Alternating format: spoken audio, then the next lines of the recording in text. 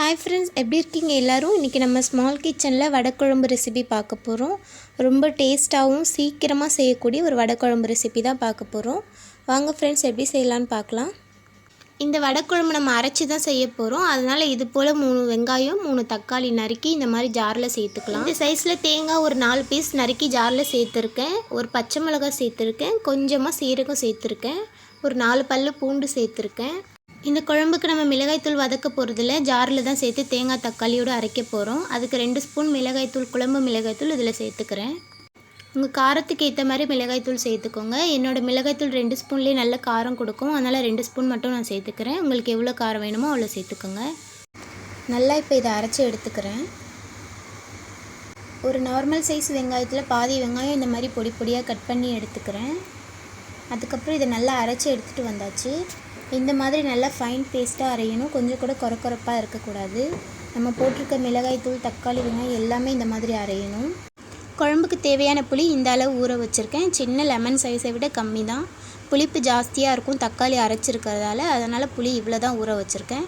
அப்புறம் 4 ஸ்பூன் எண்ணெய் சேர்த்திருக்கேன் எண்ணெய் கம்மியா வேணா கம்மியா சேர்த்துக்கங்க ஜாஸ்தியா வேணா ஜாஸ்தியா சேர்த்துக்கங்க எனக்கு இந்த அளவு போதும் கடுகு சேர்த்திருக்கேன் கடுகு சேர்த்துட்டு கறிவேப்பிலை சேர்த்திருக்கேன் நறுக்கி வச்சிருக்க வெங்காயத்தை சேர்த்திருக்கேன் வெங்காயம் கொஞ்சம் கோல்டன் பிரவுன் வர வரைக்கும் வதக்கிட்டு அரைச்சு வச்சிருக்க பேஸ்ட்டை இதல சேர்த்துறணும் மிளகாய் தூள் எதுமே இதல நம்ம சேர்க்க தேவையில்லை அரைச்சு வச்ச பேஸ்ட் சேர்த்துட்டு மிக்ஸி ஜார்ல ஒரு 1/2 கிளாஸ் போல தண்ணி சேர்த்து அலசி சேர்த்திருக்கேன் ஊற வச்ச புளியை நல்லா கரைச்சிட்டு இதல சேர்த்துறேன் நல்லா mix பண்ணி விட்டுட்டு தேவையான அளவு தண்ணி எடுத்துக்கலாம் நான் 1 கிளாஸ் எடுத்துர்க்கேன் அதுக்கு அப்புறம் மிக்ஸி ஜார் அலசும்போது ஒரு 1/2 கிளாஸ் சேர்த்திருக்கேன் உங்களுக்கு எவ்வளவு தண்ணி வேணுமோ அவ்வளவு சேர்த்துக்கோங்க வடை குழம்பு வந்து கட்டி ஆயிட்டே தான் இருக்கும் அதனால நம்ம தேவையான அளவு தண்ணி சேர்த்துக்கலாம் தட்டு போட்டு மூடி ஒரு 5 நிமிஷம் நல்லா தக்காளி வெங்காயத்தோட வாசனை போற அளவுக்கு கொதிக்க வைக்கணும் இப்போ நல்லா கொதிச்சிருச்சு தேவையான அளவு உப்பு சேர்த்துக்கலாம் இந்த குழம்பு பிகினர்ஸ் கூட ரொம்ப ஈஸியா செஞ்சிரலாம் ரொம்ப ஈஸி இந்த குழம்பு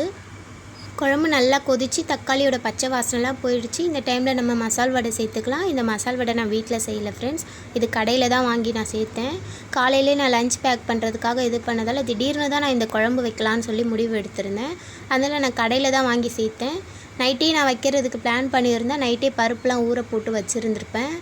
ரொம்ப ஈஸி தான் फ्रेंड्स இந்த குழம்பு